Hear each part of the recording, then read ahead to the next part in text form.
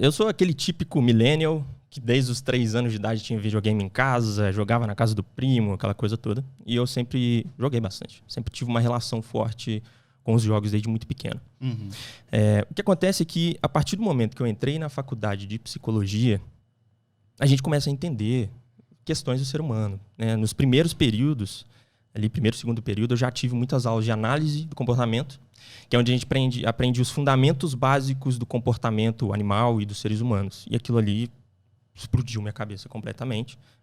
Sou apaixonado pelos conceitos básicos até hoje, pelos fundamentos. Porque eles se apresentam assim, todos os contextos da nossa vida, a gente consegue aplicar. Então, ali na faculdade de psicologia, eu comecei a ter um entendimento do comportamento humano. E surgem coisas lá. Questões, perguntas, como, por exemplo, será que os jogos fazem mal para as pessoas ou fazem bem? Né? Já no início ali, a gente já entrou em contato com algumas perguntas assim.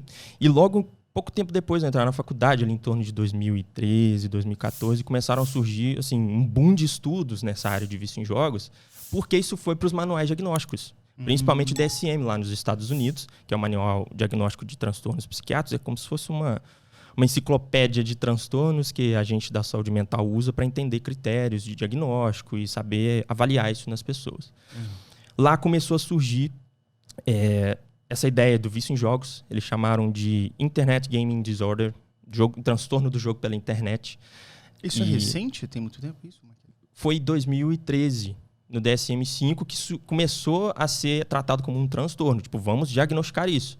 E foi no próprio DSM colocado como uma condição para mais estudos. A gente tem os critérios, mas vamos continuar estudando. E isso incentivou muito o meio acadêmico a continuar estudando. Sim. E hoje em dia já é consolidado em 2018, 2019.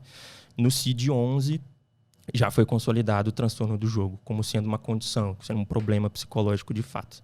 Né? Sim. E voltando para aquela fase, eu comecei a ter contato com isso ali na faculdade. E, poxa, nenhum amigo meu na época era psicólogo também, fazia psicologia. A galera, você falava, será que o jogo faz mal? Pelo amor de Deus, o que eu quiser eu paro, deixa aqui de boa, me divertindo e tudo mais. Então, eram tipos de questões que a galera não estava acostumada a querer responder na época, né? E eu estava aprendendo sobre. Tive palestras sobre isso em congressos que eu participei no início da faculdade. Alguns professores, às vezes, comentavam. E isso foi me instigando e eu comecei a estudar aquilo igual louco por conta própria, porque eu queria jogar de forma saudável. O que eu queria era continuar jogando sem me fazer mal. Você acha que já estava fazendo um pouco de mal? Como é que você percebeu a parada? É aí que tá. Quanto mais eu fui estudando, mais eu fui vendo. Mano, eu sou essa pessoa. Eu sou essa pessoa. Eu tinha todos os critérios, todos os sintomas, encaixava muita coisa ali.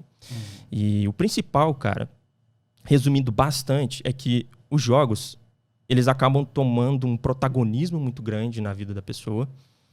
E se isso não for bem controlado, se você não tiver atenção, isso acaba corroendo outros setores da sua vida aos poucos. Vai corroendo ali. Então, um exemplo.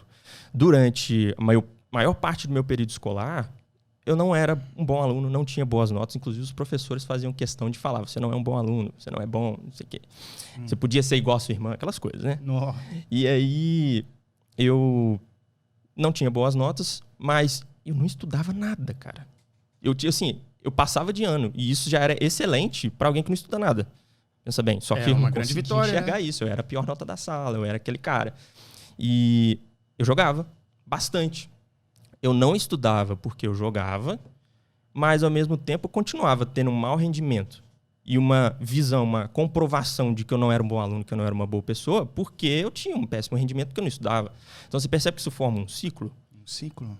Sabe? Você, como eu dei o exemplo da armadilha chinesa, a gente, diante de algumas emoções, de alguns desconfortos, a gente tende a querer fugir. A gente recorre a comportamentos que dão um alívio rápido pra gente se sentir melhor. Sim. E os jogos começaram a ter essa função na minha vida, porque ali eu via progresso. Eu via que eu evoluía, que eu ficava melhor, que eu ganhava dos outros, que a minha pontuação subia, que eu subia de nível e tudo mais. Eu via progresso ali. E tinha questão social envolvida, do tipo, o progresso com relação aos colegas? Era tipo online, assim?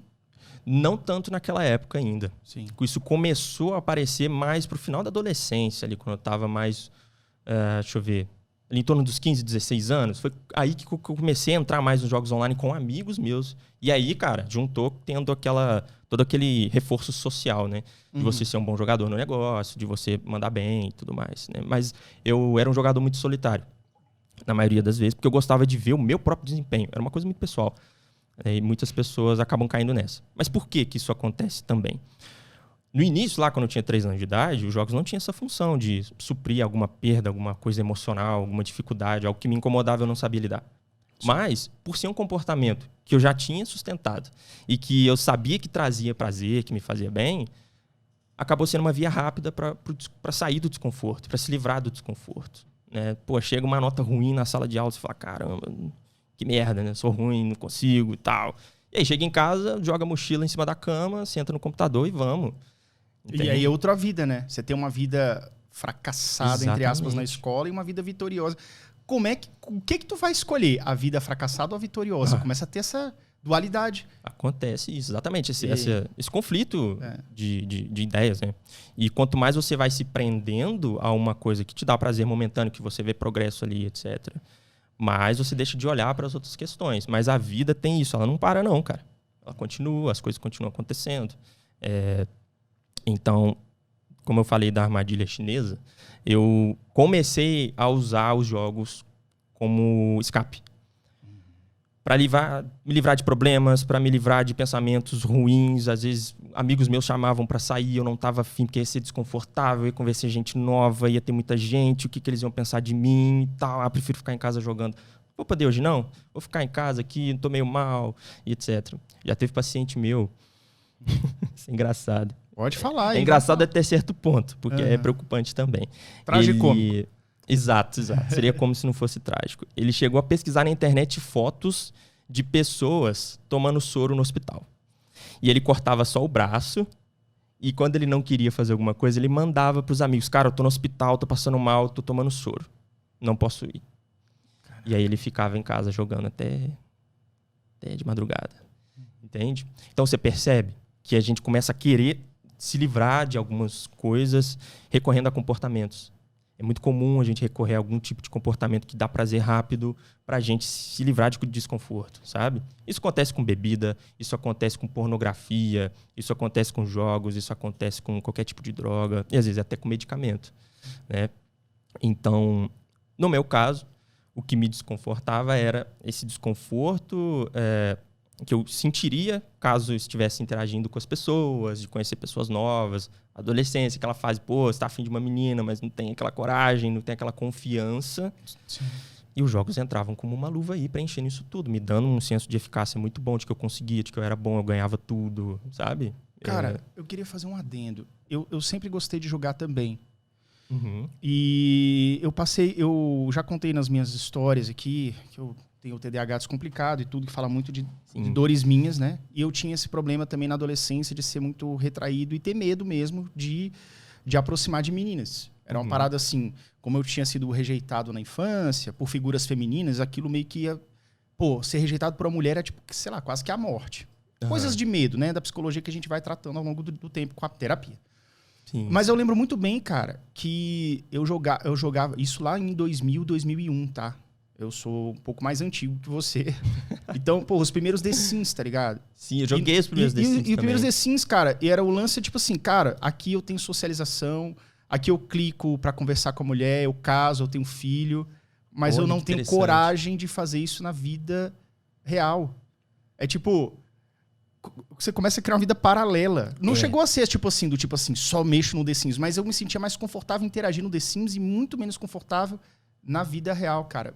Isso deve acontecer também, né? Nossa, muito frequente, muito frequente. Você vê pessoas que lideram guilds gigantes no WoW, cara, no World of Warcraft ou qualquer outro jogo, né, que tenha uma coisa de grupo, assim, eles se tornam grandes líderes ali dentro, mas o cara, poxa, não entrou no mercado de trabalho ainda. O cara ele tá, assim, treinando habilidade de liderança, ele tá conseguindo ali conduzir um time de, sei lá, 30, 40 pessoas dentro de uma raid, dentro de um battleground, né, que tem muito ali. Só que a vida real, que é onde as coisas acontecem, não tá acontecendo. Tá estagnado, tá parado. E quando ele olha para isso, ele vê aquela... Imagina uma casa completamente bagunçada. Sim. Quando você olha para ela, você não quer arrumar. Você fala, nossa, mano, eu tenho que arrumar isso tudo, cara. Doido. Tem mais o que fazer. Sim. E o cara olha para aquilo e fala, mano, muitas vezes eu não consigo arrumar isso, não vou dar conta de arrumar isso, vai ser estressante demais, não tem porquê, sabe? Sim. E o jogo vira aquele escudo, aquela zona de conforto que protege a pessoa dela mesma.